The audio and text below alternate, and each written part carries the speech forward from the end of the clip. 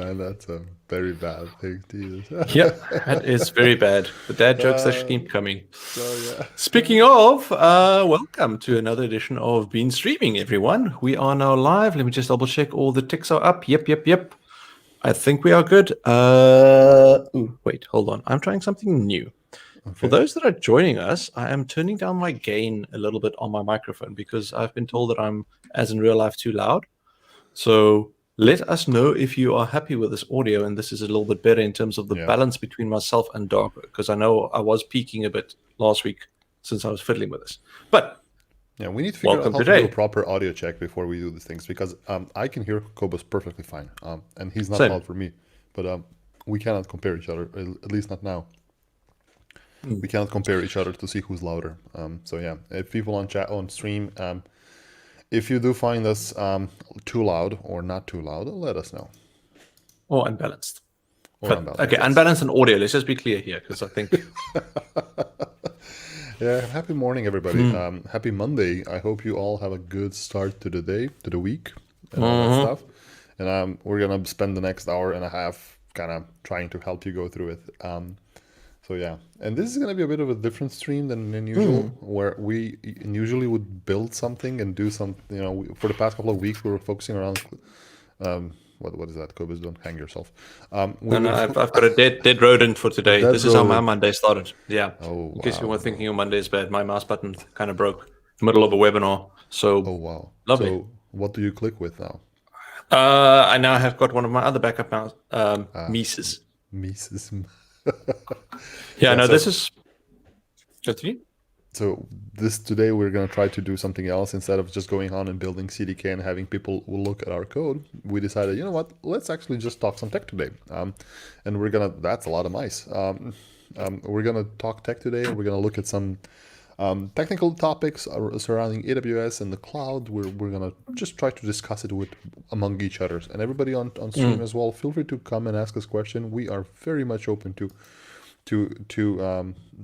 get your input on things. And if you want to talk about a specific topic, hey, we're always open. So we would love to do that. Okay. Yes. So Cobus, how was your weekend? This weekend was both fun and not fun.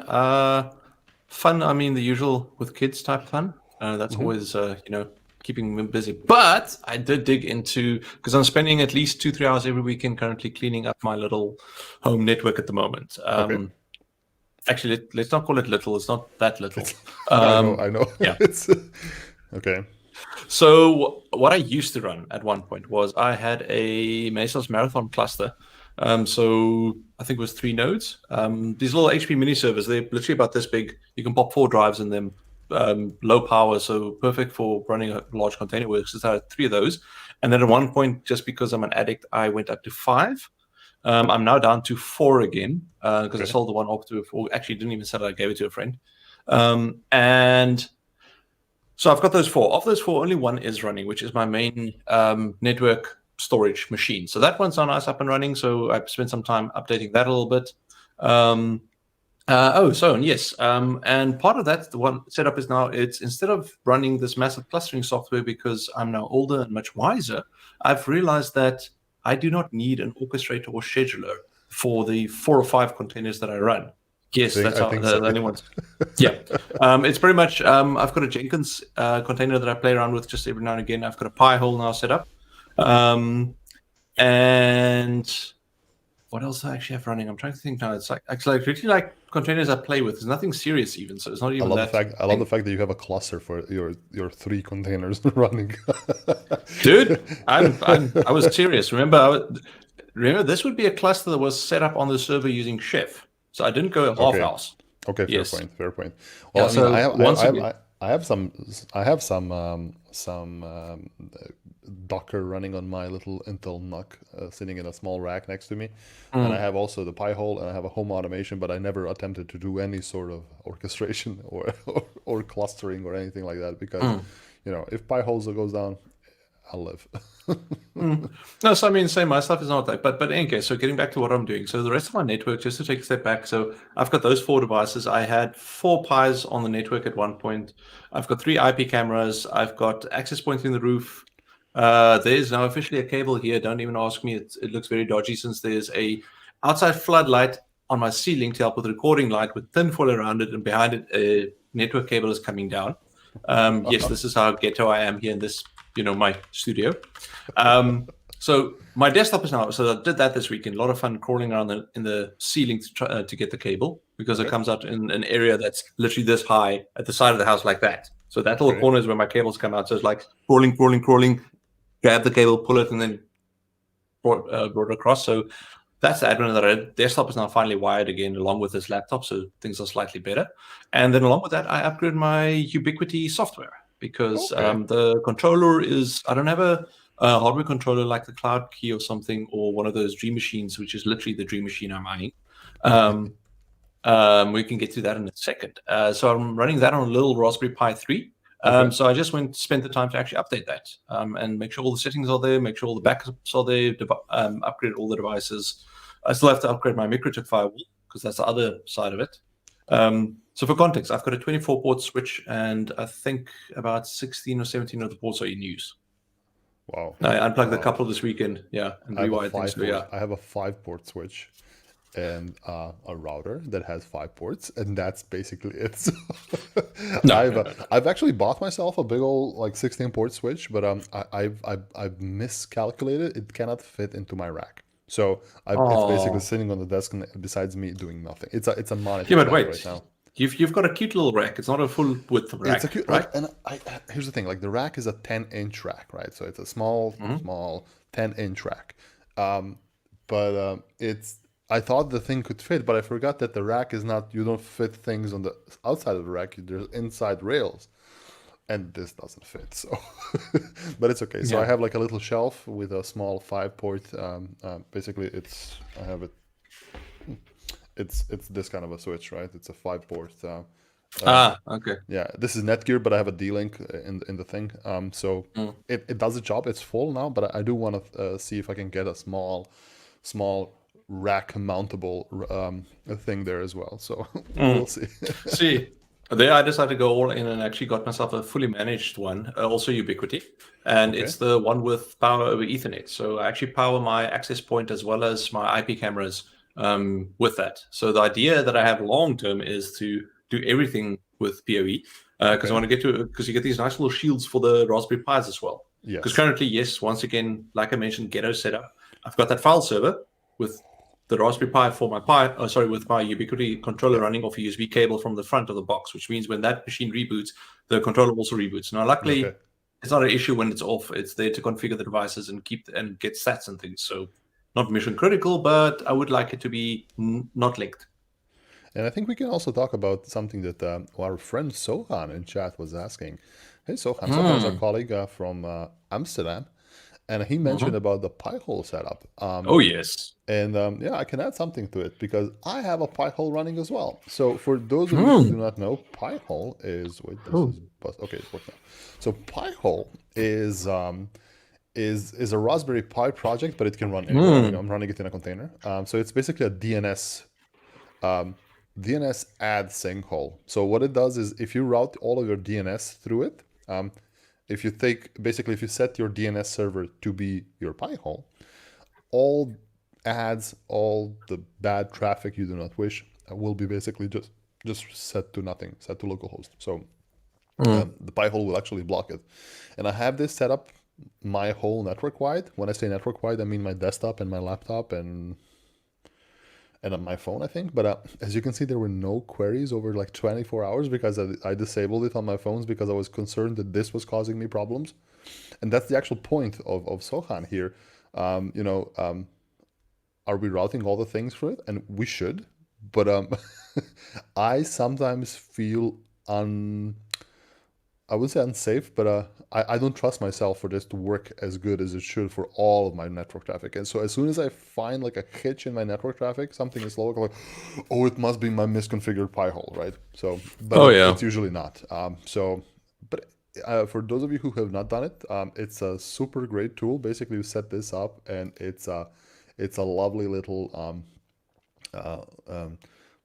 DNS tool. Basically, it has a DNS server running on it, and it blocks a whole lot of things. Blocks your add domains and whatnot. So it's really cool. I mean, you can set up a custom domain block list. So if you wish to block something, house wide, you can do the same thing here as well. So Yeah. it's pretty cool. Pretty cool. I really do like that tool, and it's so simple to run because it's just a container that I execute on my little Intel NUC sitting in this rack, and it just works. Mm. I'm actually looking at my stats now as well. It's actually quite a lot. I'm up to 5% of stats blocked. Oh wow, I have 11, but Yeah. it's on a much smaller sample size. I have Yeah. just 3 clients connected to it, so it's not a lot, right? So Yeah, and then I mean, my Wi-Fi is also a little bit more busy because I've got an additional 4 or 5 little Wi-Fi cameras around the house just to keep an eye on the kids every now and again. okay, And then I've got 2 smart lights, 2 echoes, and there are probably about 5 or 6 phones on as well now with okay. everybody who's in the house at the moment. So it's yeah, the Wi-Fi is actually starting to get congested, which is quite interesting because I'm going to be That's looking a fair at. point. I had that. I had Wi-Fi congestion in my house. So before I have now what is it? The Linksys WRT, the blue ones, the one that are very moddable. And before I got that one, I had just the the company, the Vodafone provided one, right? And I had smart lights at home. And when I say smart lights, I mean the cheaper Xiaomi smart lights, which are Wi-Fi based, not Zigbee or Hmm, not any of the proprietary protocols, or not proprietary, but hmm. specific protocols. And they were all connected to my Wi-Fi. And literally, you can see devices on Wi-Fi struggling to handle it. Actually, the thing itself was struggling to handle it. And Hmm. so, yeah, and now basically what I did is I bought Philips Hue, the light bulbs, which have their own little hub. And I'm not sure what Hue is using. I think Hue is using Zigbee for its communication or something else, but it's a Mm, separate protocol. And but it it no longer, uses, I think it's 433 megahertz. Is the I don't know, like, but it I is remember one of something those else. smarter protocols, Yeah, right? And it works fine. And I've decided, like, if I'm gonna do smart home, I'm gonna try to avoid Wi-Fi as much as possible. yeah.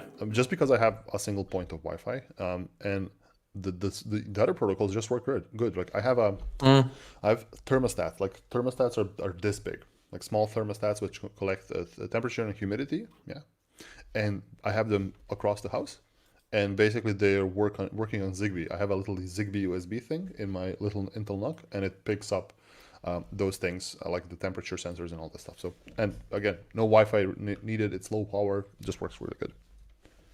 yeah. No, that's awesome. Let me just have a look over here.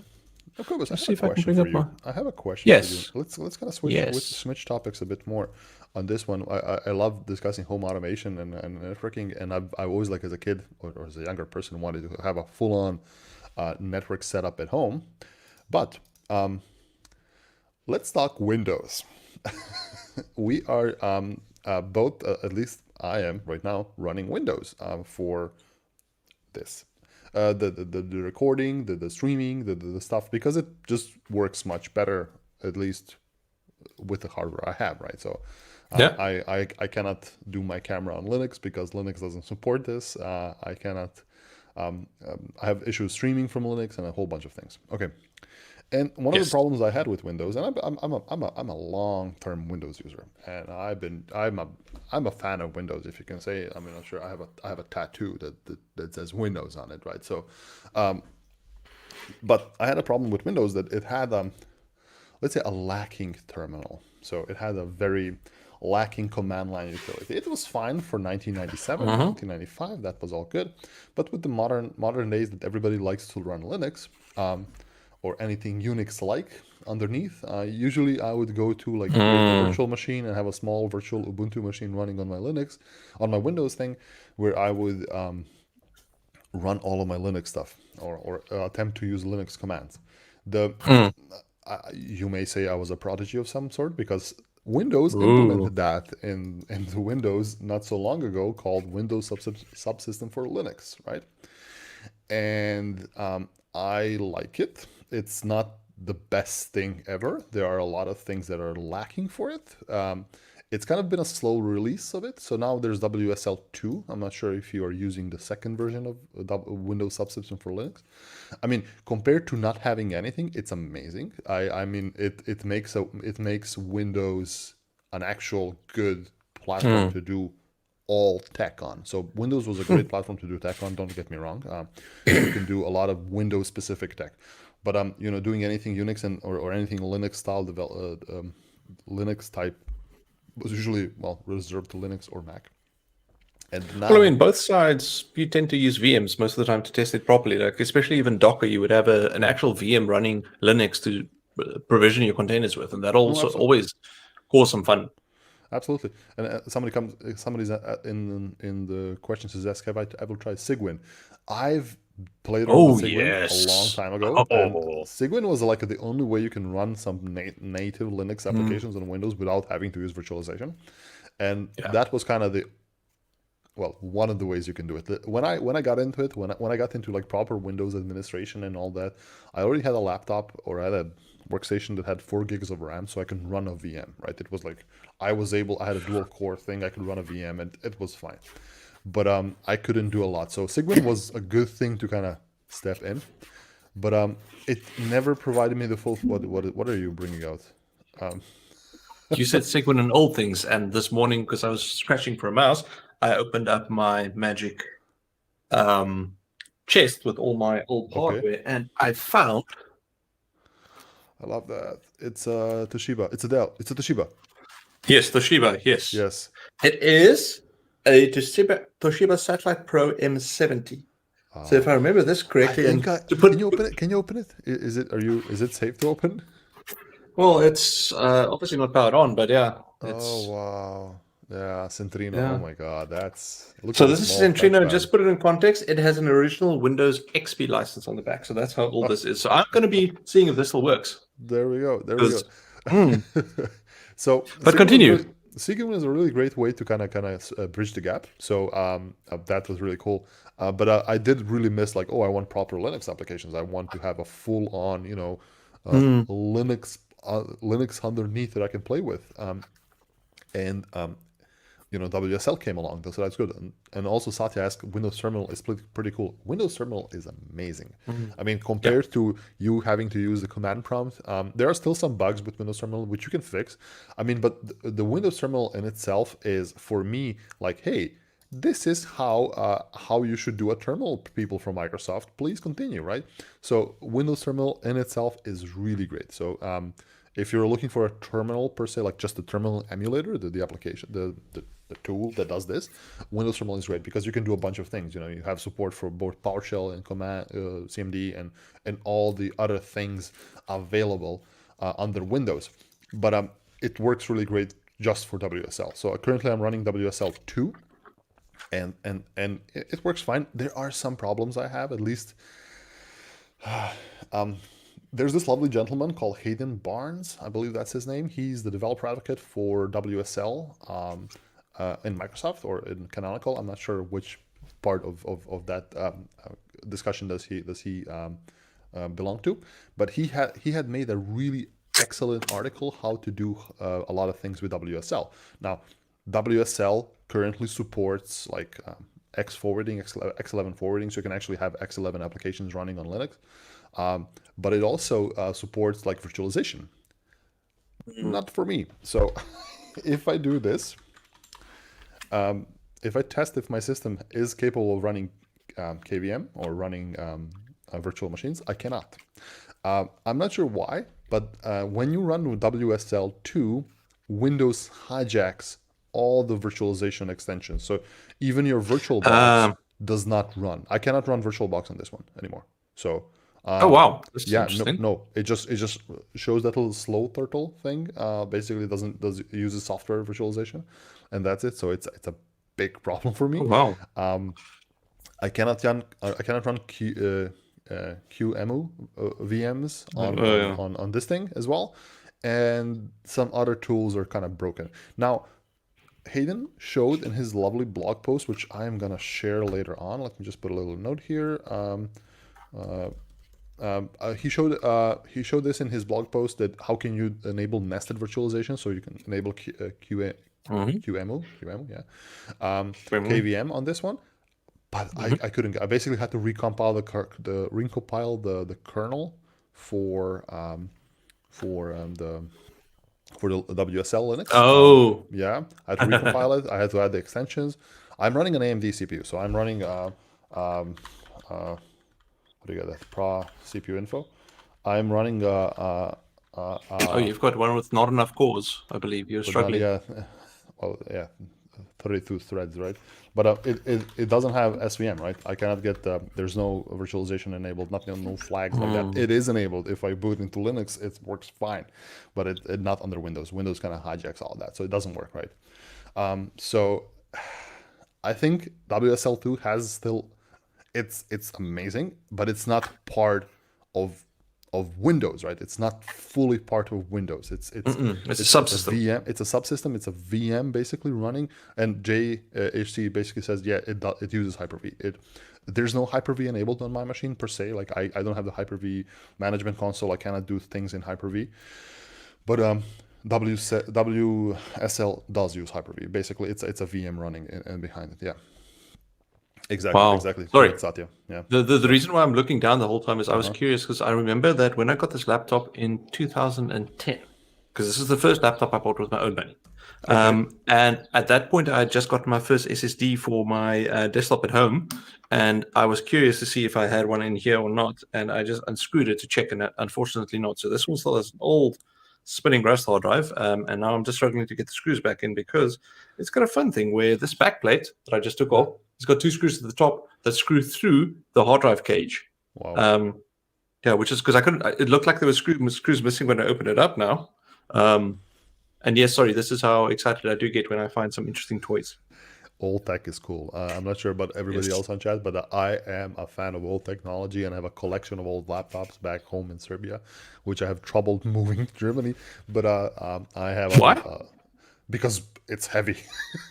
Oh, I cannot take it on a plane. I have like 7 or 8 laptops at home, like from PowerBook 150s to old ThinkPads to an old Toshiba laptop. Like I'm a fan of old things as well.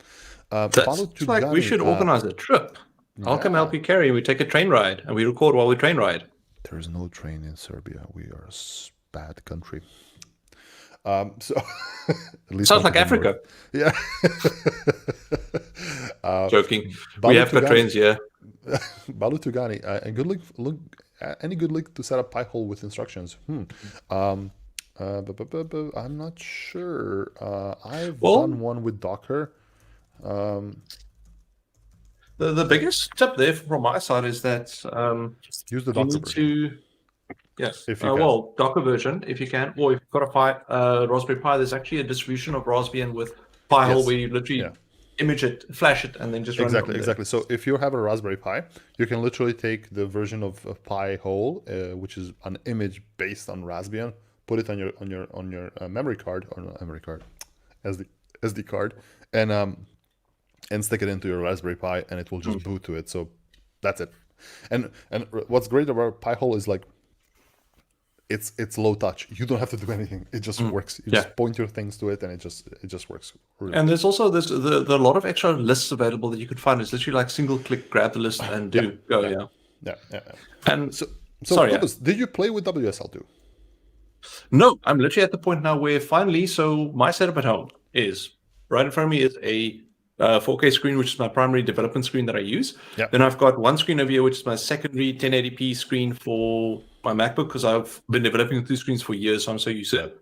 Then on this side, I have got a Jeepers. It's a 12-year-old, not 1080p. It's 1680 by whatever that ratio is.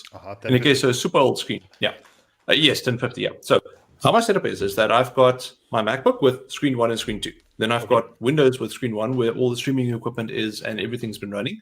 But I've not really been using that machine for anything other than streaming, because a single screen with non-1080p is very difficult to get things done with. But now what I've added is I have got a little USB switcher, or not a USB switcher, HDMI switcher. So I can switch this middle screen between PC1 and laptop.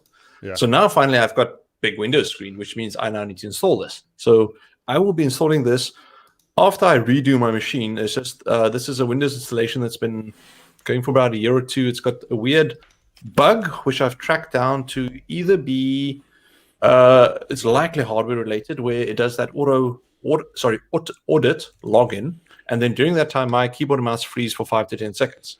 So it is really annoying the crap out of me. No clear solution to it. So what I'm hoping is just doing a clean Windows 10 install and saying boom, because I think this was Windows 7, then 8, then 10. Okay, yeah. So my Yeah. advice when you use Windows, especially now when you set up your Windows, do set it up to. There's a little lovely GitHub repo somewhere that does deep bloating on Windows 10. Ooh, So please share. yeah, basically it's a PowerShell script that debloats Windows. It removes like all the analytics, all the unnecessary things you will definitely not use. I mean, Windows still gets things from behind you somehow, but yeah, it's at least a bit better than general, right? So Yeah, because I mean, when I look at the task manager, there's things for phones running, and there's a whole bunch of things. And this is purely just me not knowing how, and I haven't spent enough time with Windows. let me try something. Let me try something now. Ooh. This is a behind the scenes look on how this entire thing functions. Ooh. Oh, this doesn't work. This is bad. But And also, just for those who are confused about why Darko's peripherals look so small, that is a 43-inch screen. yes, 43 inches of love there, right? So, as you can see, this is where the movie happens, where the magic happens, and yeah, you can see this is how I see my friend Cobus. This is how we see your questions. Hello, hello, hello. All the lights, all the notes, the other things, the other laptop, which is basically the one that's streaming this thing, and yeah, a whole bunch of Raspberry Pis. Oh, the network rack. I want to show the cute network rack. So this is my Oh, yes. 10 The nice slim. network rack. Yes, it's a very very tiny network rack with all the things you need, including a 5-port switch, a massive Vodafone. What is it? The switch and a couple of NAS units. So it is my little. And somebody question here. This is Live Bytes. He said SNES. Yes, that's my SNES. The lovely thing. It's running on a Commodore 1081 monitor, and there's no better place to play video games than on a Commodore monitor. So Okay. There are too many Darkos. I'm going to take the too one many away. Darkos. Remove one, please. Yeah. Yes. That Yeah. worked. I was really hoping it would work. Yeah, it's one of those. I would love to get a network. Actually, I do have a network rack, but a small one, like I think it's maybe a 4U, if that. Okay. This is That I still have to do. The issue is that 10U, yeah, 12U. there's this built-in bookshelf or entire wall bookcase thing in the one side of the house where everything else for the networking is, and because the roof's slant, so it's you've got this gap over there. So I've got my networking gear on the one side, then my servers, and then the actual big ass switch on top there. So I can probably fit it in there, but it's very awkward to get up there and do things. So it's kind of like cable mess. Okay. Yeah. I mean, it's great to have, like, I don't own this apartment, I rent, and it would be really great if I could basically do whatever I want on this apartment and all this stuff. Like, I can break it a bit, but no, I cannot screw anything into the walls or anything like that. So it's kind of in those limitations. So I have a rack that sits on a shelf. So and this is actually a rack that should be screwed in. So it has has a back plate and all the stuff, but meh. Yeah. No, I was actually looking at Troy Hunt's network setup on. He just did a tweet thread with all this stuff that he just ordered. It's very close to what I'll end up with, because at the moment I've got a MikroTik tiny little router form as my main firewall. But because I've kind of gone all in with the Unify Ubiquity hardware, there's this device called the Dream Machine, which is Dream Machine. You mentioned it for a moment. Yes. Okay. Wait. Let me quickly get it on screen. Dream Machine Unify. So there will be two. Tunk. Okay, wait. Give me this. Sorry, I am very annoyed. This. Okay, wait. Oh, wait. Screen share. So sorry, my mouse broken now. This new mouse, it's working, except the wheel click doesn't work. So I need to really Fix it. Screen share. Application window. Yes. Cobus, let me get you a mouse. I have a mouse for you. It's this. Yes, should work. yes. Cool. Okay. So let me make this a little bit bigger. Let me know when it's a good size. So It's good. It's good. So this is the first part. So basically, how the Unify network setup works is that you need to have some kind of device running the cloud controller, which is it's basically control software for all the devices that you have on your network. So, for example, that automatically configures my access point as well as my 24-port switch, etc. So it's the central hub. So you can do this either by buying hardware, which is called the Cloud Key, or you can run it like I am on a Raspberry Pi or any Linux-based system, basically. Okay. But so that's the one component. And then the second component is that they've got this product called a security gateway, which is effectively your firewall router / entry point into your system, which has got a lot of fun enterprise level features to like packet inspection, blocking malware, pattern analysis, all of those things, right? So that's a second device which you normally buy separate. Okay. Then, like I've got as an access point and then also a switch. So what this little Dream Machine box does is it's got that controller built in. It's got the security gateway built in. It's got a very strong Wi-Fi access point built in. And then it's got a 4-port gigabit switch. So it's got all of those toys built in. So if you look at the back, for example, you can see here that, you plug in the internet raw connection at the bottom, and then at the top, you put everything in. It's obviously a nice thing as well. Now, this is mostly what I need, except it doesn't do the IP cameras from Unify that I have. Okay. But for that, you can go one up, because then you get the Dream Machine Pro, which is network mounted, exactly the same thing, except no Wi-Fi, which is fine in my case because I've got the access point in the roof. And there in the middle, you can see it actually has a little slot for a hard drive, so it can actually manage the cameras as well for me. Wow. Yes, but $400 almost. How loud is it? It's not my problem. It's not my office. Okay. So you have a house, right? So for me, for me, one of the things that are mandatory is that they are not loud, right? So I have to have like a thing that are very silent or no fan noise. Even I installed a fan into my rack, right? Because it was hot during the summer, so it can kind of just pull the air. But it's a USB fan. It's like a Noctua USB fan, which uses 5 volts. But it's really loud. Even a Noctua fan, it's really loud. And I had to install a switch so I can turn it off and on because it keeps frustrating me because it's just. But yeah. But I mean, so here's the interesting thing. So this is now the Unify network interface, and what you can see over here is if this down here is Wi-Fi clients. You can see there. Some reason there's 12 new at that spot. Then here again, just before 9 there, and especially around midnight. That kind of tells me, because I know I was sleeping here, that, and I've suspected this for a while. Someone's trying to get into my Wi-Fi network. It's a little bit annoying. So what I'll do is I'll keep an eye on that and figure out who's trying to do what and rotate my passwords and things a little bit, I think. So this is because this is the interface. You can see there at the moment I've got 17 Wi-Fi clients connected, and you can see all the stats. Okay, so I can't see. You see, this is the thing that bugs me. I need a security gateway to be able to see the detailed traffic information.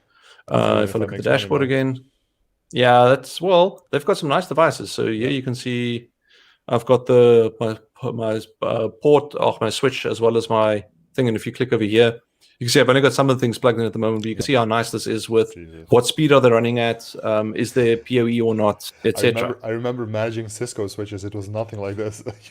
Oh, no. Cisco switches, we call them, port up down SMEs, because you just have to point the port up and down and see if it works. Yeah, like you can see over here, so, this is actually quite nice in terms of the stats and things you can pull. So cool. That's very nice, very nice. Wow. Okay, wait, let's stop screening. Yeah. So it's I'm enjoying it. It's literally, it feels like enterprise level hardware at home. Yes, it's an investment, but the thing is, I play a lot with things, and especially with my home network, I do quite a lot. So I want to be in control. And this is for me, honestly, this is a hobby. So it's a hobby. Yeah, that's the thing. Like, I mean, not a lot of people need a full-on Ubiquiti setup at home because of the security and whatnot. So if you're having that much problems at home with security, Wi-Fi security, you're having different sets of problems. But it's more of a hobby, and I fully understand that, and I fully endorse that. And here's one of the things, like when I talked to a good friend of mine about what defines an engineer, right? what defines an engineer, a person of technical interest? It's not how much you know of tech, it's how much you get excited by technology. If you approach if you want to see if a person is an engineer, you just bring them up this, show them like this, and wait for a reaction. If they go like, ooh, Um, I can run a pi hole on that, and like, welcome to the uh-huh. team. So it's very important to have that state of mind, and playing Yeah. around with tech like you do is the thing that gets us into No, that. I mean, So it's literally so. Let's quickly just do this around my desk. Little hard drive bay thingy because I okay, need to clean up a whole. Well, you can actually see them there. Those are some of my hard drives I need to do. There are only a stack of 6 drives drives. there. The other 13 drives are on the front that I still need to work through from over the years. Yeah. What else have I got here that's fun? Well, one Raspberry Pi. This was my old Pi holder. This is Raspberry 2 still. Oh wow, Um, has the S video out? Oh, not the S video, the yeah. RCA out. And Wow. this is a 3 in a little Lego case. So this one Hmm. I'm busy reprovisioning to look at my camera system to run that for now. What else have I got here that's fun? Ooh, the broken depracer that you would have seen Yeah, before I last hit my time. camera. Yeah, well, broken depracer. What else? Ooh, an oximeter because someone Yeah, said I had the it's oxygen in your finger. yeah, so it's useful to know. And this is where you figure out that somebody knew design because do you see? Can you see it there? The way The it's running running OLED now. screen. Yeah, yeah, yeah. But if you press the button, Yes, they flip it up. Yeah, yes, so it can do. Yeah, it's somebody thought about this. yeah. So yeah, That's very cool. no, Yeah. it's yeah. Speaking of gadgets on desk, I have also, as you seen, a Raspberry Pi. I have a bunch of Raspberry Pis which I like to show off, and I bought this as a cluster that I'm one day gonna configure as a cluster. These are Raspberry Pi No, ones, no, no, no, no. You sell it as that is an air gapped cluster. air gap class. Speaking of, sorry, so just quickly for those not familiar, air gapping is a mechanism where what you do is you've got a bunch of computers or network that does not touch any other network. So it's completely they refer to there's an air gap between this system and another, which means that which is why Darko is now giggling because it's just not plugged in. But Technically, it is. I was at a DevOps days open space at one point, and we were talking about security and things, and someone was talking about, so how do you approach being able to work with systems that are firstly air gapped and Mhm. they only connect to the network every 6 to 9 months because of the way that the system is run. And the person goes like, France. One of the other people goes like, why are you working on submarine systems? And the other person's like, I didn't say that. Well, I actually work with a client who has a situation like this. Well, not 6 months, but they have a system that connects to that connects to the network every 2 or 3 weeks, and it's basically a massive shipping company that do shipping, and their massive ships do not communicate with the satellite at all. They once they get into port, they plug in, get the data they need, and just go. So yeah, it's Yeah. that's how they run it. But this I really had a really good. This is technically air gaps, right? There's no connections between them. So hey, I have an air gap But cluster at myself. there's also an air gap between all the boards. I've but actually in real life there is one use case where you have a air gap system or a system where you don't access at all for a lot of time. So if you have you ever deployed the Windows domain forest Active Directory yourself? So there's one of the things there's the you have, especially if you have a key, how's it called, the PKS, no, not PKS. Basically, if you have a key management system running on the Windows, PKI. PKI, yeah. PKI. So if you have a key management system like a master, is it called the master server? Like the primary server that does the key management. What happens on that server, because that's the root key server, if I recall correctly, you turn it off. You provision your keys, you turn it off, and you basically have to keep it. Well, you should keep it off until you need it. So in this whole company, Yeah. we had this primary root key server or key certificate root certificate server, whatever it's called. We had it turned off. It was like a Pentium 3 server running Windows 2003, and That's it super was risky. yeah, I know. And anytime we had to do something with that, you have to bring it out of storage and plug it into the network and just hope it works.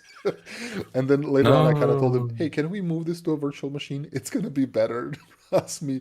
Yeah. So yeah. Yeah. And the reason I say it's dangerous is that when you have a server or a machine that you only switch on infrequently, remember when a computer gets warm, Yeah. things expand. So Yep. there's thermal expansion and contraction the whole time, and that tends to break stuff. So switching a machine on and off reduces the lifespan if you keep doing it the whole time. Exactly. Exactly. Um, Another thing regarding that kind of reminds me of the same company. We had a it's an old company that has a that had a Active Directory setup way back. It had even Windows NT running still, and oh, one day we lost a server. I'm not sure if I told this story already, but we lost a mhm. server. So we had, I think, in this specific building, we had three domain controllers. It was like a a specific location where you had three domain controllers because it was one of the hubs. Um, we found two. We couldn't find the third one. Uh, the thing is, it was all physical boxes, no VMs back then. It, uh, we could ping the server. It was online. I could RDP into it, but I couldn't find it. Like it's not in the server room. I can see it's there, and back then, like we had at least there we had no smart switches. You couldn't find like a trace MAC address on a Mm. port or something like that. So I was like, okay, how do I find it? Like, oh, and as Gus says, it was behind the wall. So it was literally that they were renovating the building, and they left one server behind one of those plaster walls, and there was a small hole just with a cable sticking out. So, and the server was surviving. It was in a wall. Well, not in a full Mhm. blown wall, but it was basically just a plaster separator. My God, Wow. yeah, Mm-mm. that's kind of how it works. Oh yeah. um, but Cobus, I have a question for you. Or actually, I would like to discuss something Mm. about it because this is a question that came up from a friend of mine or a follower of mine on LinkedIn Ooh. about health checks for applications on AWS. So this is kind Ooh. of Yes. we talked about a lot of tech stuff. We haven't mentioned AWS today at all, but I have a really good question, and this is a really fair question. I hope I gave a right answer to the person, and if you're listening, do let me know if that worked to you. But his name is Dushan, and Dushan asked me about how to do proper health checks on applications, and he has an application running on Elastic Beanstalk. Actually, no, an EC2, running a Spring Boot application running on EC2, and he wants to be able to um, check an URL for constant at certain points. And if there's no 200 or no 200 Mhm. response, he should get a notification or something. Right. So, in your eyes, what would be the best approach for this thing? For that kind of check, when it's that manual, and you want a notification, I would go and set up a AWS or a Lambda function that does the Mm-hmm. pinging and use CloudWatch events because you can configure it with a cron-like syntax to say run at the following interval. And then what happens then is to actually kick off the Okay. Lambda. It does the HTTP call in whatever form you want, and then makes a decision based on the status code. Because that'll probably be the least work in terms of getting up and running. Just do a little SAM Yeah. application Yeah. to deploy that. Because I think the tailing part is there are many ways you can do that health check with other systems, but Yeah. getting it to notify you is the bit that you'll need a bit of Yeah. custom logic, and therefore for that Lambda is perfect. Yeah. Yeah. And I would agree. Like that's one of the that's I basically gave him three options. Option number one, if he is using load balancers, a load balancer has a health check built in, right? So the thing with the load balancer, Yes. it will not notify you. It will just remove the instance from an auto scaling group, right? Yeah. And it will mark it as unhealthy, and that's it, right? So if you're using auto scaling groups, or if you're not using auto scaling groups, it will just not route traffic to the instance, which doesn't solve your problem, right? There's a caveat to that. Okay, Do you know what happens when all instances are unhealthy? no. It routes traffic to all of them. Oh, really? Oh, Mm. wow. Okay, weird. Okay. Because I can't determine where to send it. Yeah. Okay, okay, there we go. So in this case, like that can be a solution, but it's not ideal, right? The other option was basically what you told right now, that a lambda function would just work wonders. And it's always weird to say, oh, just use a lambda function, because a lambda function can be the glue in everything. Like literally, hey, I want to do this, just make a Mm. lambda function. It will run arbitrary code for you and do that. And I Yeah. mean, in this case, you make a basically a lambda cron job that runs lambda every x, and then keeps on checking for that endpoint. It should not be too expensive because 2 million executions is like what, $1 or something like that. So No, but when you get the first million, yeah, for first free. gigabyte minutes free per month, so it'll probably be free. Gigabyte minutes, is that a Like new that, unit of measurement? yes, because remember, lambdas are a combination of execution time and the amount of memory they use. And the Ah, bigger the got it. memory, the more compute they consume. So therefore, that's why it's gigabyte minutes. Gigabyte minutes. Wow, my God, how many kilobits is a gigabyte minute? So you have that thing. That would be a great thing because you have the most flexibility on that one because Mm. you just execute this arbitrary code and then do with the response what you want. You can remediate the problem if you can. You can trigger an automation document to do something. You can have what you can notify somebody and do something. So that would be the most approachable thing. But there's one more thing as well. Route 53. Route 53 has health checks. You can do health checks Ah. with Route 53. That's one of the other options where you can literally have Route 53 run a health check to a URL and then do something out of it. So if I recall correctly, Route 53 Ah. um, can send a message if something is wrong. Mm. So Route 53 has a more built-in. Of course, it's less flexible. I don't think it can Mm. per se notify or per se run an automation. But if you send a message to a notification topic, a Lambda function can pick it up and do it, right? So it is also Mm. possible. So Route 53 is a very interesting way to do health checks. I think it costs some extra, so there are some costs to running Route 53 health checks. Mm. That is also very important to keep in mind. But Route 53 uses these health checks to basically, if you have set up an environment with multiple endpoints and you're all pointing it to the same DNS name, the health check from Route 53 can actually determine if it's healthy and should it route traffic to there or not. So it's Mm. kind of a similar approach to doing it on the load balancer side. So it is very Okay. interesting. No, that is. But but on the topic of having health checks, I think it's super important because at least my experience is like I come from an operational background, right? And I would monitor for things. I would monitor, hey, is my CPU utilization too high? Is my memory Mm. use high? Maybe I have a lot of error rate in my logs. Maybe utilization of network IOPS and all the stuff. But one thing that people don't, at least I don't want to I don't want to generalize, but a lot of people I talk to do not monitor for one specific thing, and that is monitoring for business outcomes. And Oh, yep. that's kind of a thing that when you ask people like, "Are you monitoring for business outcome?" They're like, "What? Like, are you monitoring that your application is doing what it should do?" Like, Yep. okay, in a big old applications, it's very difficult to monitor for that specific thing. But if we're talking microservices, right? A Um. microservice does one thing. Huh? So you can do it in a big application, absolutely, but it's Yeah. easier I in mean, microservices, right? it's. I would argue that it's as easy anywhere. The reason is that if you haven't built any custom metrics into your Yeah. app, that's where this argument comes in. It means that you're only measuring all systems up. You're not measuring the business throughput. Because Okay. history is I used to work on a system that, trying to think now how to phrase this, because my NDA might still be in place. It had people interacting with the system, and there was a mechanism where they could spend money, and that would be, let's say, a single business unit of something that they went through. So Okay.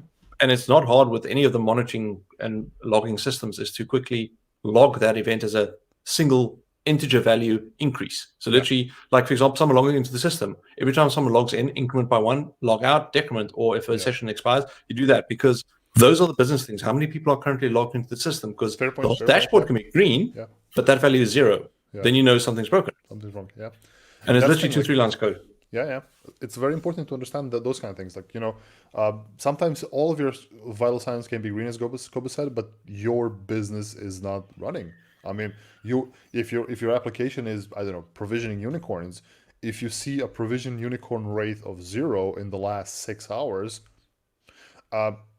something's wrong. And a lot of times those things, the something wrong things, don't have to be technical. It could be Mm-hmm. some problem with your whatever, right? There's a business Mm-hmm. issue. Something has made it so bad that people do not want to provision unicorns, right? So Mm-hmm. and those things kind of can also funnel into the folks making the business decisions as well. So Yeah. The thing that I've seen on dashboards that work really well, especially if you get to that point where displaying all of your company information on a single dashboard, yes, a lot of people will sell you that tool, but it's very, very difficult. You might have heard the single pane of glass type thing. Is metrics that are useful there is, firstly, are there any services that, for example, are overloaded memory or CPU wise? Because we know how to measure those, or network throughput. Yep. Then do things like what's the HTTP throughput on our services? Are requests coming in? Along with what's the error rate?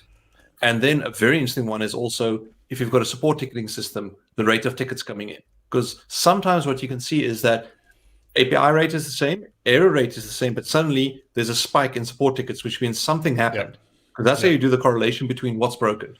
Yeah, absolutely. And Yeah. you know, a lot of things you have to keep in mind to see what is actually breaking and what is not, and why is it breaking. So monitoring is I think it's an art than just rather than just you know, having a specific rigid guideline what you need to do. You have to understand. You know, there's no like, I cannot tell you, hey, you have to monitor for this and that and that. It really yeah, okay. There we go. This is the one. Yes. So it depends. It really depends on your application, your business, what you're running.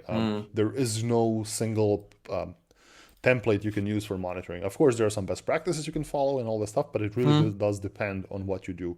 But it's very important to understand as much as possible your state of your the health state of your environment, of your workload, or what you're doing. So you know, I say what is where and how does it look like. So that's kind of a thing that you need to keep an eye out. And now I think I'm not sure if you discussed this already, Cobus, but in the modern serverless world, monitoring can be more expensive than your application. Yeah. Because a serverless application can be very cheap, can run in a very cost optimized way. So it can cost, you know, pennies on a dollar. Yeah. But if you turn on verbose monitoring for all the things, what happens then? It happens that your monitoring is like double the cost of your compute, and which is fine. It's not too much, right? It's okay. You know, money wise, it's okay. But if you look percentage wise, if you have somebody from business ask you, why is monitoring 70% of our bill? You know, and when the bill is like $10, yeah, just exactly. with context on this. Yeah. Like, why is monitoring 10% of our bill or 70% of our bill? That's a problem. So there are ways around it. Like, I mean, when it comes to monitoring for things, you don't have to verbose monitor all the things at all the time. You have to be able to react to things. So if a potential incident happens, right? If you are detecting an anomaly, you're detecting a lot of things on your system weird. What happens then? You should automatically enable verbose logging or verbose monitoring to get more information for investigative purposes. So that's kind of a thing. I think is a way to save money-ish a bit, right? So conditional monitoring, exactly. That's kind of how. No, definitely. There's some comment from Benjamin.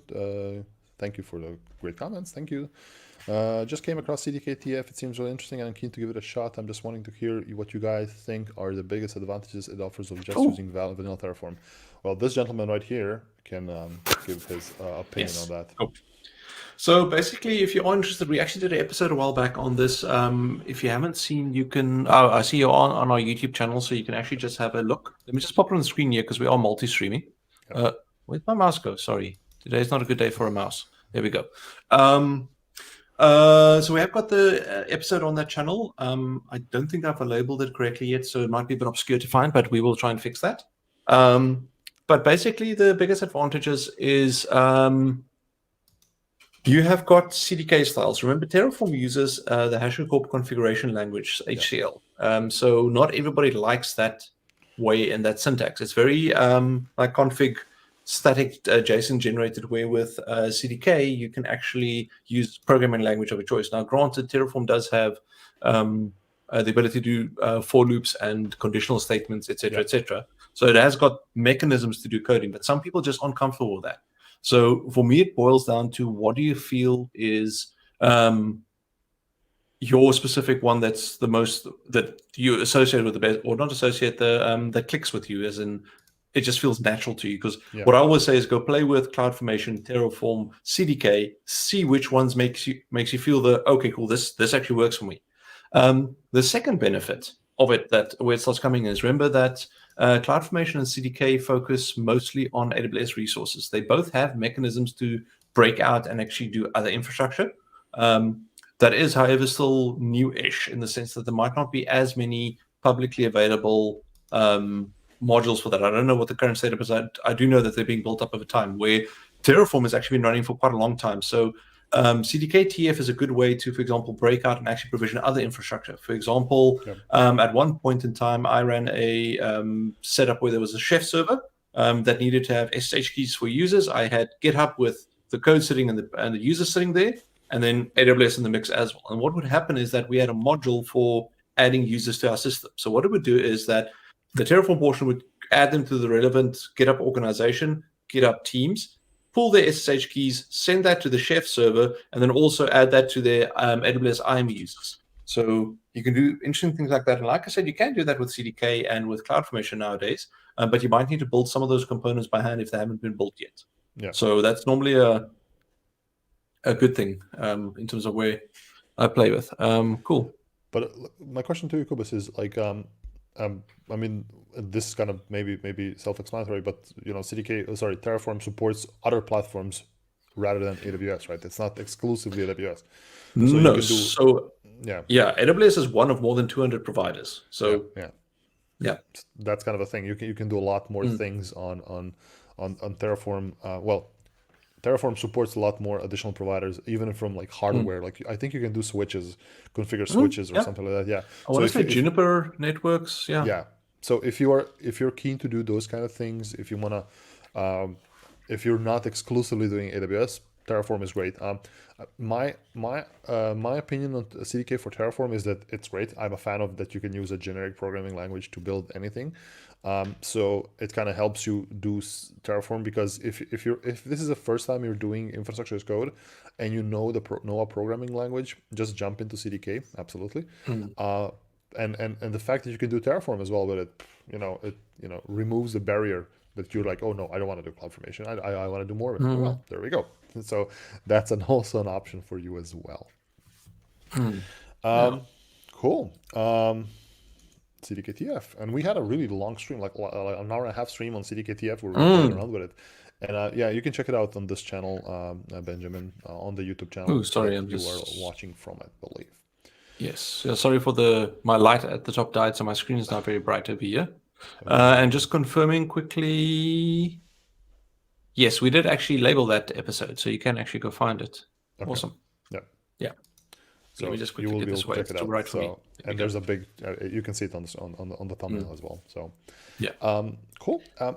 Another recent new feature, Cobus, that I would like us to discuss is there's a feature from Elastic Beanstalk. Elastic Beanstalk is a platform. It's a compute platform that allows you to run compute workloads without having to worry about how to set them up. It's basically a push button solution on AWS that you can just click a bunch of buttons, provide them with your application, and it runs, right? So it supports multiple platforms. It supports things from Ruby on Rails to Java to Windows applications to containers, the whole 9 yards. And it's a neat platform. And people come to me, people ask me like, oh, so like, should I use Beanstalk? Isn't that like deprecated? No, use it. No, it's awesome. It's great. Awesome. It works really good. And and we keep on getting new updates to it, new features to it, as much as people ask for them. So it's not it's an old service, of course, but you know what's old? EC2 is old, and it works really good. So so Elastic Beanstalk is really great if you want to host an application on AWS. And a feature that was released last week, let me just find it. Yes. So basically allows you to share Elastic load balancers, so application load balancers, which are usually part of Elastic Beanstalk environment. It allows you to share application load balancers among, or actually between, multiple Elastic Beanstalk environments. So in essence, here's the quote: you can now associate an existing application load balancer when you create an AWS Elastic Beanstalk application environment. The capability enables you to share existing application load balancers and allow it to serve multiple applications running on Elastic Beanstalk within the same VPC. So Yes. it's a really great way that you can have a one application load balancer, right? One ALB to rule them all, and have multiple different environments just plug Yes. into it, right? And that So would be your approach, right?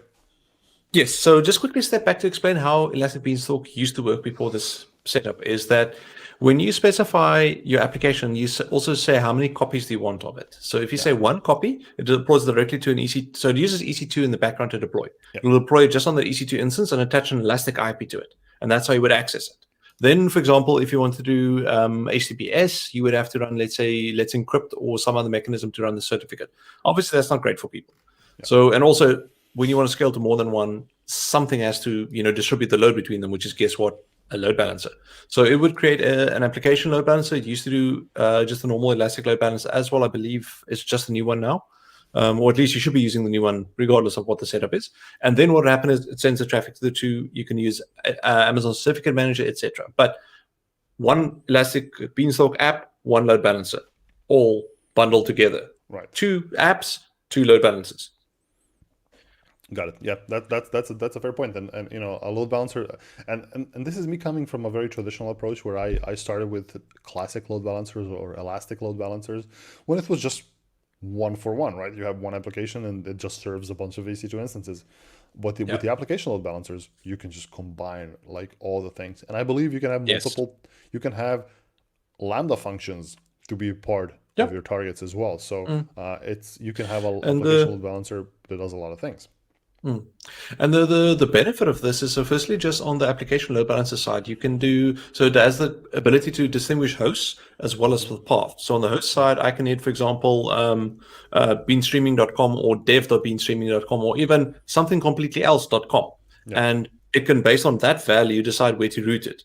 Then on the path basis, it's after the slash, so /login, /user, /something else, and you can combine these into different rules. And where this now, for specific with Elastic Beanstalk becomes super fun is that firstly, with Elastic Beanstalk, you can run multiple different containers as a single set, and you just duplicate them side by side. But it's still effectively all the traffic goes to them.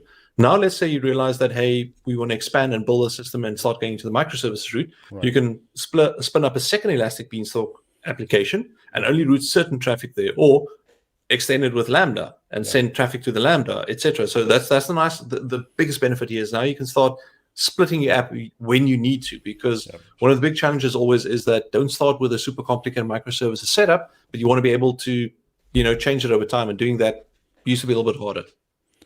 And this is the whole reason why Cobus and I are on the setup we're making the application with CDK. We are completely separating the application load balancer from everything else. It's part of our core infrastructure where we have a load balancer that serves multiple parts of our application. So we're not creating a load balancer with our application with our service per se. We're creating one load balancer, and then we're going to be attaching multiple services to it as well. So I think it's a really great way to do it. So cool. Yeah, so actually it is on the hour, so it's time for us to quickly punt our own services. Oh, okay. Our services. Okay, so what is this called? You say subscribe. That's how you ask for them, right? Yeah, subscribe to our channel. Yes. Okay, wait. And this Darko taught me a lesson. Let's always just test my link. So, yes. Oh, there we go. I actually had it wrong. There is an extra underscore. This time. There you go. Today is not a peripheral day for me, in case you're wondering. Yes, okay, that one is working. Sorry, my mouse is broken. My LED for streaming just is flat. My Synergy is not working. Well, it is now. Synergy, the app. Just jump between Windows and Linux and Mac. So yes, I'm having a Monday morning. I'm already 5 coffees in, and things are still not working. It's my first coffee of the day, and I had a late night last night. I had some neighbors over for drinks, so I was drinking until like 1 a.m. So, fun times. I had a typical parent night last night, which is at 8:15. We looked at each other and we said, "The kids are asleep. Cheers. I'm going to bed. Bye." Yeah. That's Yes. good. At least you had a full night's sleep. That's fine. Well, no, that means I only got up 3 times in the night to, tuck the kids back in again, Okay. etc., etc. So, yeah. Okay, cool. There's this interesting another release coming from AWS, which I am trying to figure out. And I read it yesterday, and I want to figure out what's the use case of it. So let me just Okay. open up. Let This me is open public, up. right? Just to check here. I don't It's want to get public. you in It's trouble. public. It's available Okay, on okay, okay, okay, okay. our everything. So let me find it. Yes. So Mm-hmm. I wanna decrypt this with you because like I am not. It's an S3 feature. Okay. S3/IAM feature. I wanna decrypt this Ooh. with you because I am by no means an expert in that. So I would like to see what do you think about this. I'm very Whatever close. it is. So let me zoom in a bit. Oh, I can already think where this is going. So there's a new bucket owner condition that helps you validate the correct bucket ownership. So it's basically when you make S3 request APIs, you Oh, can at the yes. same time check if the bucket is the one you're aiming at. So I don't really understand where this should be part of, right? So So you have not yet been burned. I have not. So That's the short version. Okay, cool. So how does it work? S3 allows you. So in my account, I can create the bucket. okay, Um, then the bucket exists in my account, but I'm not necessarily the bucket owner. okay, And the same applies to any object inside a bucket. So a typical example where this happened is if you've got multiple accounts, and I ran into this at one point, is where account A is the bucket, account B writes into the bucket with a file and owns the file, which means account A can't access that file. okay, As in, there's no way for yeah, me to actually get to the file. At least at okay, that point, there wasn't when I dug into it. So what this does is when you start looking, I think, at the file, you can actually figure out who's the owner of the file as part of the request to get information about it, which means once you know that, then you can programmatically decide, oh, do I need to role switch somewhere else to actually okay. access it, or do I need to change the permission on the file, etc. Interesting. Again, like this But is also, something very new for me, right? yeah, so but this specifically, if I read on this, it sounds like, just if we go back to that previous one quickly.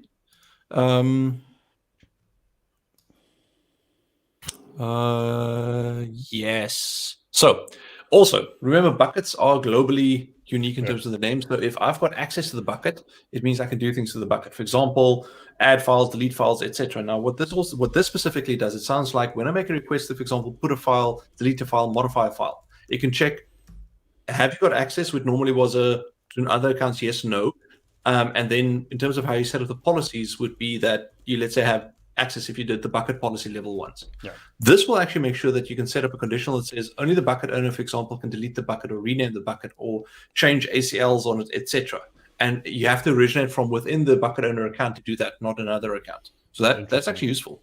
Yeah, Yeah. it's a new feature that was released last week, and that's a really cool thing. And I think I mean I really wasn't sure what this was about. Like as you said, I wasn't burned by it, so I really don't know how this is to be used. But yeah, so when to use bucket owner? We recommend using bucket owning condition whenever you perform a supported S3 operation and know the account ID of the expected bucket owner.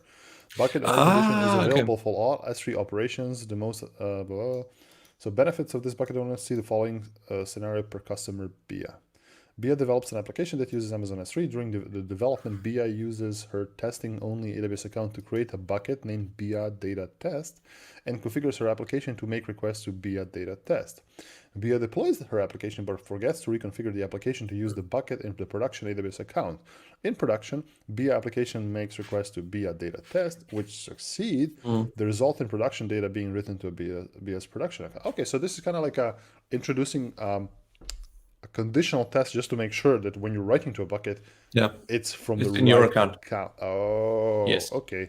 But also another use case there could be that you can, for example, create an allow list for all of the accounts that you're dealing with. So if you ever want to write to a bucket, it has Yeah. to be inside one of those accounts, which means you can make sure that you don't, because remember, if I create a bucket and I make it globally accessible, you can write to it if you want to, if I set up the permissions correctly, which means someone else can set up a bucket incorrectly and let you write to it, which you don't necessarily want to.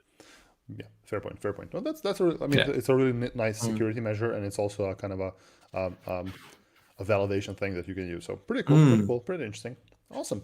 Um, Actually, let me bring up one more thing that's been a bit of a big thing to talk about, and that is this. So our lovely API gateway. So the lovely service that everybody likes to use for doing Lambda stuff, but beyond other things, it supports a lot of other things. It has its younger little brother called HTTP APIs, with a horrible name. It now supports Lambda Yeah. and IAM authorization, right? So before that was one of the limitations of HTTP APIs. That you couldn't do Lambda and it was very difficult to do authorization. The benefits of HTTP APIs, it's I think 60% faster. That's some number I have in my head for some I reason. think 66%, I think. Yeah, something like that. And it's cheaper. It's much cheaper. It has limited functionality. It's not a fully fledged REST Yeah. API like the proper API gateway.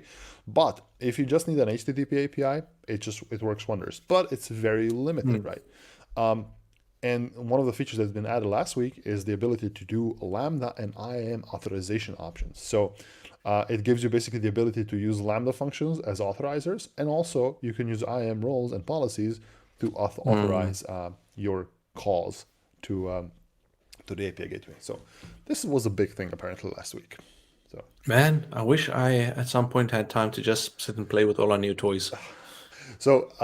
behind my kind of behind the things where I ask these questions, why I know all these things, is because I do a weekly podcast on what's new on AWS, and I cover all the things that came in the last week. So I spend like an hour a day and just going through all the releases from the previous week and kind of boil them down to a 25-minute podcast. Of course, it's in Serbian, or whatever the language I speak in. So it's for a very specific audience, but that's how I go through these things. So I basically scour through all the what's news. I have an RSS feed, which is the best thing ever. I scour through all the things and kind of try to explain it to the folks. And the people who listen to me will see or will hear when I don't know a thing about the thing. Because, I open up, like, for example, there's news about, where is it? Managed streaming for Kafka version 2.4.1.1 available. Okay. But apparently it's addressing a critical bug called Kafka 9752. I have no Oh, yes, idea. of course. Yeah. Yes. Yeah. And I mean, It's not quite as bad as 923, but 924 okay. is also quite bad. Yeah. Okay, no, yeah. I've got no idea. I'm joking. Exactly. So those kind of things I talk about and I mention, I'm like, I guess it's very important. They stated that from the 23rd of September, you can no longer use the previous version at all at AWS because apparently it's a very critical bug. So I guess. But when I reach a thing like I know about, for example, systems manager patching, I can talk about that all day. I can elaborate. I can do those things. But yeah, So quickly on that, so we are one step closer to getting our deep racer set up with our cluster. So for those that are not familiar, I've got too much effort to go fetch them now, but I've got 5 deconstructed deep racers because they run Intel Atom processors and they're just Ubuntu instances under the hood. I think 1604, if I remember correctly. Yeah. So the plan has been to take those and actually connect them up and use Systems Manager to firstly figure out what is going on them, and then secondly to start patching them and upgrading them and turning them into a little cluster, which we want to do here on stream. Right. Now, the challenge so far has been they use Wi-Fi to connect. I don't believe they've got Ethernet connections at all. At least I haven't seen the socket there. But obviously, with my already overloaded home network, I will be plugging in a second Wi-Fi switch here behind the desk, which I can now do because I have a cable coming up from the ceiling. It's literally just hanging here in the middle of the room down. You just can't see it. It's behind the desk. So now I can actually plug that Wi-Fi unit in here and create a second Wi-Fi point that doesn't interfere with my normal Wi-Fi at home. So we are one step closer to getting to that. But now all I need to do is set up the screen. Can you do it like USB Ethernet on them as well? I mean, that's more expensive. You need to spend money on the USB Ethernet dongles, but you probably can. But I mean, do I need to? They've got Wi-Fi built in. But it's Wi-Fi. And we want yes. And do I need to get 5 different Wi-Fi dongles then? Because remember, we've got 5 of them, or 6 of them, or 7 of them. However many we want to You have to get a See, lot that's of the thing. USB dongles. That's the thing. Yeah. Okay, fair point. And more importantly, then I have to crimp more cables. And I already had to redo both ends twice this weekend because I haven't crimped network cables for a while. I was actually But you thinking I you want to have a make a little box of tattoo. cables. You have a box of Oh, 100 meter cable. No. Okay, Darko. Let's be clear.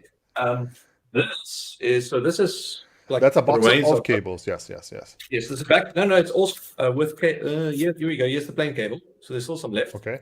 So this is a box of cable that used to be. This is a 100-meter box. Okay. The other box I have is 300 or 500 meters. Okay. Yes, the big box. Yeah, the big box is actually not here today because it's in the other room where I was pulling the cable into the ceiling. Okay. Yeah. I mean, at home, It's- I still have like I have a box since 2008 of 300 meters of Category 5 cable, so Cat 5 UTP. It's. I mean, I spent most of it, but back in 2008, I got that box, and it's still home, not here, but back in Serbia. So it's like that was the box. Like, hey, you want some network cable? Just pull it out. But I have a friend who has one of those big wooden spools. The big wooden like wheels, and he has like I think like a kilometer of wire of UTP on it because he got it from somewhere. So, and it's category 6. So Yeah, that's my thing as well. I finished my first 100 meters in like the first year and a bit, and you would be surprised. You think 100 meters of cables is long, except when you're in a house and you run like 15-meter cables at a time. Then it really doesn't last that long, especially if you make mistakes and you rip the cable out again. Not that I would ever do that. No, no, of course not. Hint here. When the cable gives you a bit of feedback that it doesn't want to move anymore, don't continue tugging because then you'll get this click feeling, and then you realize like one of the wires inside a snap. Don't do that. So I finished my first 100-meter box, then I got a second 100-meter box, and when that one started getting close to the end, I went like, you know what? Maybe I should get Cat 6 and also at the same time get 300 meters because guess what? It was cheaper per meter than the other one. So obviously spend more to save more. But I don't think even I mean, getting Cat 5 is difficult now. I mean, most people don't use Cat 5. I mean, of course, you can get 5e, but Cat 6 is much better bang for the buck right now. And I'll admit I don't have anything. I was a proper pleb and buying 1 meter or 2 meter pre-patched cables from Amazon for exorbitant amounts of money. So I was not doing my own cables. No. You never do that. I know. I never do that. I never anymore. It's I did have my fair time a long time ago, 2006 or 7. No, 2007. I was working for a company where we were making our own cables, and I would have to like create 200 patch cables of like 1 meter long patch cables or 1 meter long patch cables, and it was just like all day trying to remember all the little things but it was fun. I was actually thinking that's probably going to be my first tattoo ever. As I was thinking, just here on my wrist, I just want to have this all color coded. That's a very good idea. Just a small little life hack because I do so many. In my hometown, back in the early 2000s or like late 2000s, so 2007, 8 until 10, we had no proper internet connection. So we had we had dial-up and we had Wi-Fi. So we used Wi-Fi across the city. Basically, people would set up like antennas. Oh yeah. And it was weird. It was the not intended use of Wi-Fi. But we had internet providers who would like charge you per megabyte, and it was fun. So a bunch of tech savvy people figured out, you know what? Let's build our own Wi-Fi network, a local Wi-Fi network. Between like the tall buildings in one of the apartment block compounds, and they basically set up like big old Wi-Fi towers on the buildings with and people will just be able to connect to that thing. No internet access, nothing, but you can play games against each other. And like after a while, that turned out to be very slow because it was 54 megabits. We were using 801.11g was the standard, and that worked, but it was slow. So a lot of people then decided, you know what, why don't we cable the things? So we took, like, imagine it's a building that has 40 stories or something like that. Not 40 stories, I'm lying. It's like 15 stories, 20 stories, a tall building, right? And bunch of tall buildings next to each other. and people would take a fishing rod with a big piece of Ooh. lead on one side, and they would um, throw the lead across to the other building, which is like 50 meters away from the top of the building. So, and the other guys would catch that thing, and then they would pull the the UTP The cable from cable. the other side. So we had buildings with UTP Mm. cables hanging like for 50 meters between the. Nobody asked for permission to do that. It was just like, Yeah. oh, that's what we do. Mm. And I guess this is the same thing you have in. Well, this is a network that I was part of at one point, which is a wireless network. Now, just to put it in context, over here that you can see this little gap that's where Cape Town is. So this Okay. stretch, this is where we now. This is probably about 30 kilometers already. Just this little Okay. gap over here. But what you can do is if we zoom in a little bit, sorry, new mouse. So you can start getting. These are just so. For example, clients are purple. The backbone are the yellow nodes, and access points are green ones. So you would This use is the Wi-Fi, backbone I to guess. Yeah. connect. Okay. Yeah, it's a Wi-Fi mesh network. So if you start zooming in a bit more, you can see here the Wow. number of mesh nodes and things. So I was on this at some point. Now, the fun part was that I was living in Cape Town over here, Yeah. and I was connecting to a node. It was across the water somehow. No, wait, I was pointing that way. So it was this way. So I was connecting this way, and it was a 15-kilometer link that I was Wow. able to make. Yeah. What But yeah, technology? What technology is like? Which standard was it using? 802.11 these are a G. mixture between B and G, depending on the high size, but I'm assuming they've started upgrading them to AC nodes as well. I haven't actually been on the network for years. You could do B that long? I wasn't Yeah. aware that you Well, could do with B that. this is where I started learning about hardware. You would get the, let's see if I can find it, the MikroTik, it was the R52H, I think, if I remember this. Yes, here we go. Boom. So I can remember the components still. So what you had Oh, I is, remember this one. Oh yes. yes, yes. So you had these. These are high power High Wi-Fi power. devices. I think But it's then 100 what you would milliwatts do or something is like that. It was some of them something. went up to 500 milliwatts. They were Yeah, like yeah, yeah, incredibly loud. Although you would never want to set them that loud because then you start affecting the other people around you, and then it becomes a who can shout the loudest problem. But what they also had is what was it? Let's quickly see hardware if I can find it. They've got these boards where you can slot in the yeah. It's like different a PCI board. wireless PCI board. cards. Yeah, yeah. Yeah. It's a PCI. Um, I had a friend who had that, and 500 milliwatts was he was trying to like do that stuff, and he mm. actually set up an access point with 500 milliwatts, and then the army came and told him to take it down because it was interfering microwave transmissions. So no, yeah, Mm. it's it Oh, here is we go. This RB433. This rings a bell. Here we go. So, yes. gallery. Let's get a nice picture of it up quickly. This is like super geeking out hardware from way back in the day. Come now. Okay, let's see. Yeah, It's bigger. So, what you see over here is that those slots over there are where you would slot in multiple Wi-Fi cards. So you would have, and then you put three different antennas on a pole yeah, pointing different ways, so they each had about 120 degrees coverage. yeah, But because you didn't want the Wi-Fi network to affect each other, because remember, Wi-Fi is interesting where it's not a switch; it's like the old hubs, yeah. where if you've got one client that's slow on it, it slows it down for everybody So else as that, well on the network. Which means you want these separate Wi-Fi networks, and you would have multiple cards for that. And some of these boards could take up to, I think, 10 Wi-Fi cards or something. It yeah. was insane. No, It was so much fun. Yeah. no. And you can see here all the different, they're all discontinued, Of all the course, components. I mean, it's A, B, Yeah. and G, so Mm. I don't think nobody uses G anymore. Not to mention B. Yeah. Like my first access point was a D-Link 802.11b. It's 11 megabits, 11 megabit Mm. connection, and I thought it was the best thing ever. 11 megabits. Who Uh, needs more, right? What?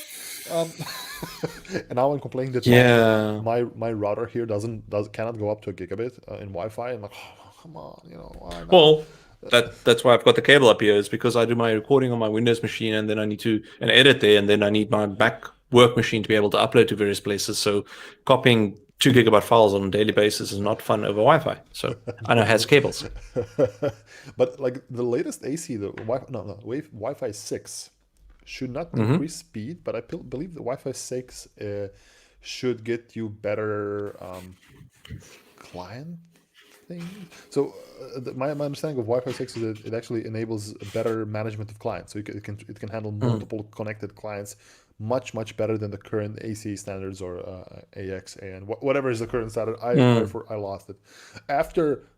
After G, I lost it. Like I know there was N and there was like AC and AX and AN and a bunch of different Wi-Fi standards, and Yeah. nobody can get into it.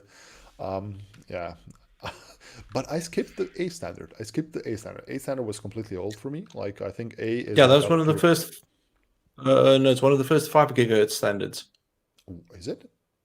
I think A Is is A 5 5 gigahertz. gigahertz? Okay. I think Yeah. I've. I don't know. I've remembered that for me, A was something that was older than B, and nobody used A. When I started Yeah, Wi-Fi, here we go. it was 2004. So, Let me have a look here. Oh, for this page, explaining Wi-Fi standards. There is a nice little grid over here. So, A, 54 megabit is the max, 5 okay. gigahertz. B, Oh, 11 megabit, 2.4 gigahertz. yeah. Don't know what happened to C. D is not available, and then we jump up to G. So I'm assuming there are things in between that didn't work. G is 54 megabit, like 54 A, but megabits. on 2.4. 2.4 gigahertz. And then you've got N, which is 100 megabits But it's on 5G. 2. 5 gigahertz. No. That's 2.4. Oh, really? Okay. AC is the AC. faster one, I think up to gigabit or 300 megabits or something up. And that one is on 5 gigahertz. It's like I said, there becomes a little bit messy after that. Okay, that's interesting because like I have both 5 gigahertz and non 5 gigahertz at home because I still have devices that don't support 5 gigahertz, right? Yeah. So I need to have the ability to run AC or which is the AN, the one which has 2.4, but it's fast. So Yeah, that's G. it's interesting. I Yeah. actually have the issue where I have to split my Wi-Fi point because it's the Unify one by default. It uses the same SSID for both 2.4 and 5, and I had to split it I to split use it a as well. custom name because the devices couldn't pick up the difference. So they would think that there's a 5 gigahertz, so they can tell you there's a 5 gigahertz network that they can't use, which is a little bit weird, and it couldn't pick up the normal one. Yeah. Interesting. No, I basically I have separate SSIDs, one for 5 gigahertz, one for not, because I want to make sure that my devices can hit what I want, right? Because they complain, and even like I have a bunch of old devices, right? So I have a MacBook G4, I think G4 Titanium. It uses Wi-Fi. That can connect to Wi-Fi, but the Mac OS on it doesn't support WPA. So there's no support for WPA2, so I cannot connect to my Wi-Fi network. So I have a separate Wi-Fi network just for WAP or WAP. The Oh, the yeah. bad Web. authentication. Yeah. Yeah, Oof. WEP, yes. The horrible Yeah. one. So I just enable that one when I want to use that MacBook, and that's how it can connect. Or I have to use Ethernet. But but no. Yeah. Oh man, Wi-Fi talk got me Oh. running right now. So Oh yeah, it was lots of fun. it was the only way to do internet a long time ago, at least where I come from, was Wi-Fi. And we used to make these things like the antennas made from a piece of aluminum. It's like a trumpet. And that was like you have a little small thing inside the correct wavelength or whatever it's Oh however yeah. you should set it up, and the rest was just like an amplification thing. My God, and you have to get good coax cable, otherwise it's bad. If you like have 20 meters of coax cable, Oh, coax it cables. just breaks things for you, right? So yeah. Let's quickly test your networking age. Did you get excited about the coaxial network adapters that came with built-in terminators? Whoa! I started in Ethernet. Oh no, no BNC networks for me. I completely skipped over that part. I started in 100 base T internet. So Get off my lawn. oh man. Cool. Well, it is 12:30 Time? my time. I think it's time for us to end the stream. I guess Sorry. And she Is it wants the to say dog? hi because she's She being wants to annoying. say hello, doggy. Hi, hello. Thank you for everybody for joining the stream. It has been very fun. I hope you enjoyed this kind of a different approach where we just talked about some tech. We'll make sure to put some show notes in the recordings of this back on YouTube. So if you're interested with all the links and all the stuff we talked about, we're going to be posting it on YouTube in the video description. Thank you everybody for joining the stream. Hope you had some fun doing Monday morning tech with us. It was fun for us to reminisce on some things, I must say. And next episode of Bean Streaming is coming this Friday at the same time. So we hope to see you there and then. And also this week, there's a bunch of things happening on online on a lot of platforms, webinars. So make sure to follow us on Twitter and LinkedIn and Yeah. wherever. So we shared that information quite a bunch. Yeah. Thank you very Yes. much, everybody, and yeah, happy Monday. That's it. Bye Cool. bye. Bye.